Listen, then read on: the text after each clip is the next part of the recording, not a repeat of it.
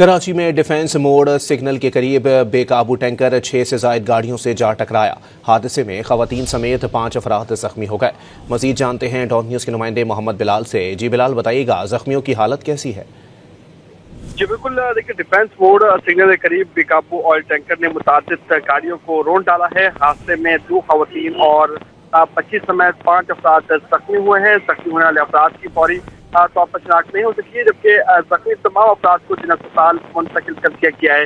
اس تمام تر حادثے کے بعد پولیس کی نفریس مقام پر پہنچ گئی ہے، جبکہ ٹریفک پولیس اہلکار بھی وہاں پر موجود ہے اور ٹریفک کی روانی کو برقرار رکھنے کی کوشش کر رہے ہیں، کیونکہ ابھی جو ٹینکر ہے وہ بھی سڑک پر موجود ہے۔ اس کے ساتھ ساتھ جو ٹینکر کی زد میں گاڑیاں آئی ہیں وہ بھی سڑک پر موجود ہے، جس کی وجہ سے ٹریفک کی روانی متاثر ہو رہی ہے اور گاڑیوں کی لمبی قطار لگ چکی ہے۔ جبکہ پولیس اسٹاف کی جانب سے یہ موقف دیا گیا ہے کہ ڈرائیور فرار ہونے میں کامیاب ہو گئے، اس کی گرفتاری کے لیے چھاپے مارے جائیں گے اور اسے جلد از جلد گرفتار کیا جائے گا۔ جی بہت شکریہ بلال۔